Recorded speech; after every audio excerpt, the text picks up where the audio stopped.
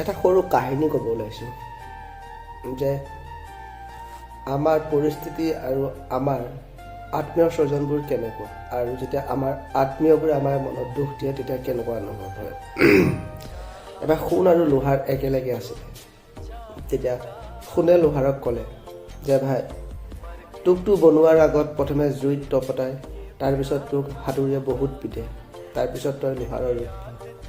আৰু মোকো সোণাৰীয়ে প্ৰথমে জুইত তপতাই আৰু তাৰপিছত মোক পিটে, তাৰপিছত মই আকাৰ পাওঁ। তথাপি তোক যেতিয়া জুইত তপতাই সেই লোহাৰজনে তোক পিটে, তেতিয়া তইতো বহুত হুলস্থুল কৰ, বহুত চিঞৰ।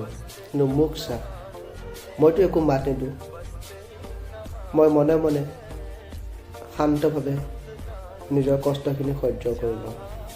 তেতিয়া লোহাৰে সোণক ক'লে যে ভাই, তোক যিটো হাতুৰিয়ে তোক পিটে ন, সেইটো লোহাৰৰ হয়, আৰু লোহাৰ আৰু সোণৰ মাজত কোনো ধৰণৰ সম্পৰ্ক নাথাকে, কোনো মিল মিলাপেই নাই। কিন্তু মোক যিটোৱে পিটে ন, সেইটো মোৰ দৰে লোহাৰেই হয়। আৰু তেতিয়া অনুভৱ কৰিবি যেতিয়া নিজৰ আপোনজনে যেতিয়া নিজক বা আপোনজনকেই ধোকা দিয়ে বা আপোনজনকেই মাৰে, তেতিয়া কিমান কষ্ট পায় সেইটো অনুভৱ তুমি তেতিয়া কৰিবা যেতিয়া তোমাক লগত ঘটিব। সেইকাৰণে বেলেগ এজনে আমাক কষ্ট দিয়াতকৈ আমাৰ মনত যোন আছে, আমি যাক ভাল পাওঁ বা আমাৰ আত্মীয় স্বজন যোন হয়, পৰিয়ালৰ যোন হয়, তেওঁলোকে যদি আমাক কষ্ট দিয়ে, তেনে বেলেগজনে দিয়াতকৈ তেওঁলোকে দিয়া কষ্টখিনিহে আমি বহুত বেছি আঘাত পাওঁ।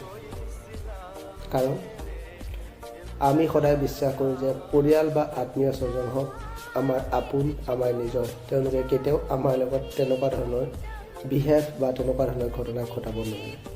আৰু যেতিয়া তেনেকুৱা ধৰণৰ ঘটনা ঘটে, তেতিয়া আমাৰ মনত বহুত আঘাত পায় আৰু মনটো সম্পূৰ্ণভাৱে ভাঙি পৰে, আৰু তেতিয়াই আমি বহুত কষ্ট পাওঁ।